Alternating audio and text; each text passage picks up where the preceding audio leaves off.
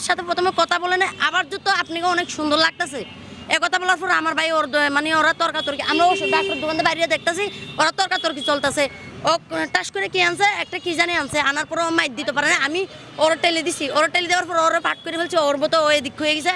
ওর তো ছাড়তেছে না কাকে, আমার ভাইকে ও কোনো বলতে ছাড়তেছে না কারণ আমি কি করছি, ওরা আমি ডাকা দিয়ে দিছি, ডাকা দেওয়ার পর আমি আমার ভাইকে বুকে জড়িয়ে ওইদিকে বড়ি ফেলছি, বুকে জড়িয়ে আমার ভাইকে সেট করছি, সেট করার পর ও কাকে কাকে ডাকি আনছে। তো ওদেরকে চান্দি নেই, ওরা আশ্রা আমাকে মারছে। দারোয়ানকে বলছি আমি, আপনি এদিকে আসেন, আপনার সাথে আপনাকে অনেক থেকে মানাচ্ছে, একটু দোকানে বসেন, আমি চলে যাই।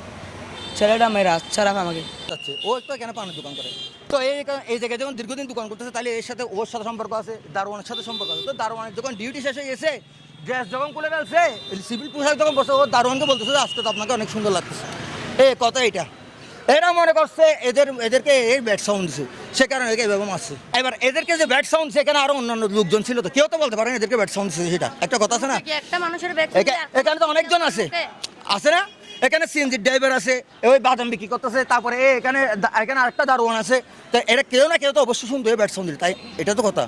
ও একটা ওই জায়গায় বসে কথা বললো, আমি এই জায়গায় দাঁড়িয়েছি, তাই আমি শুনলে সেটা আপনি শুনবেন না, আপনি এই জায়গায় থাকলে অবশ্যই শুনবেন, এরকম তো কেউ বলতেছে না।